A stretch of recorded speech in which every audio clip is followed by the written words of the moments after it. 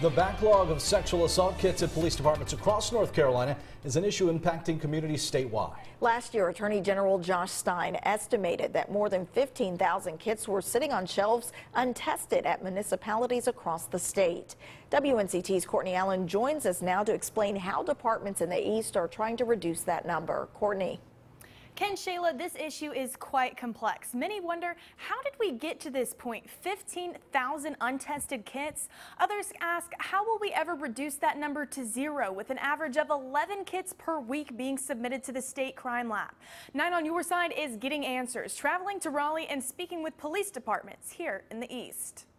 I know we have repeat offenders down in that evidence locker, and we got to get them identified. Evidence rooms across the state of North Carolina are filled with untested rape kits. 319 that were untested.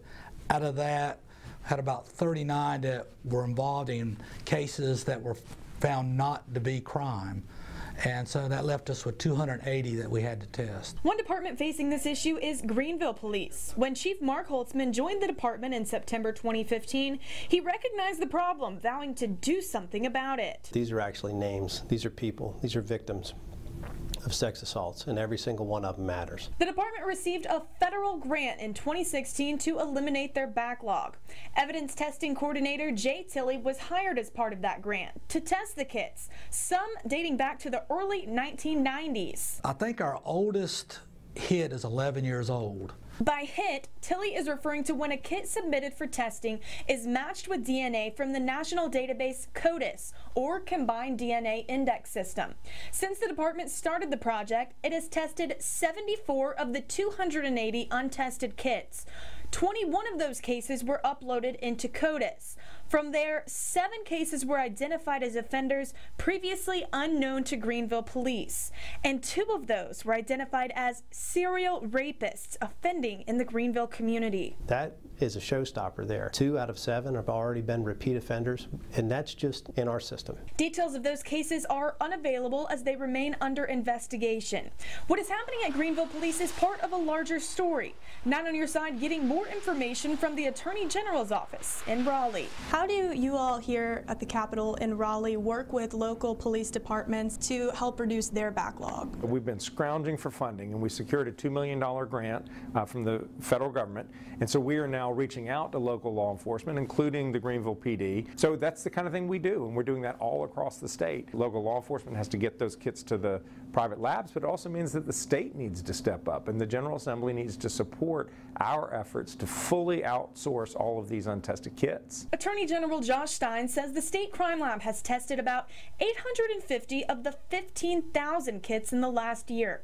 He estimates it will cost $10 million over several years to get that number to zero. Many people say 15,000 or so is too many. How did we get to this point? What would you attribute that to? They just started accumulating, and local law enforcement, there's not a single standard statewide on what a local law enforcement agency is supposed to do when it gets a kit.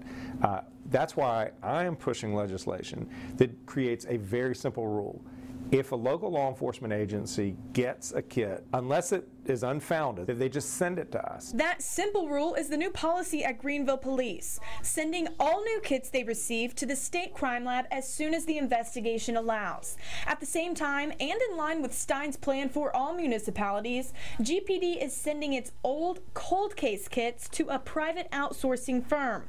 This way, departments can balance simultaneously receiving new kits while trying to reduce the backlog of old ones. Eliminating the backlog for us, we're probably looking realistically at about an 18-month window.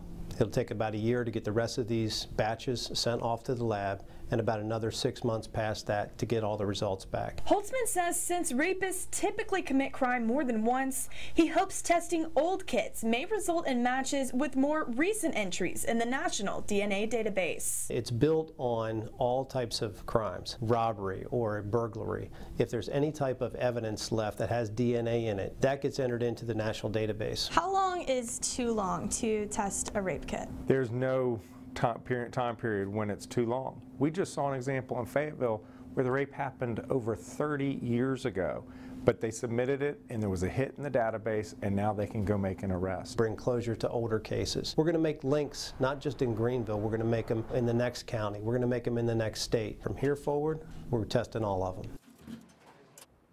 What's interesting is that the 30-year-old cold case in Fayetteville Stein referred to was solved thanks to funding from the same national grant GPD is using. Holtzman says money used to be a barrier for police chiefs as kits cost $10,000 or $15,000 to test. He says now it costs less than $1,000. He encourages departments across the state to seek funding, as GPD did, to eliminate their backlogs. Meanwhile, Stein says his office is going back to the General Assembly to seek additional funding after being turned down last year, encouraging people to contact their local representatives to support that request. Courtney Allen, 9 on your side.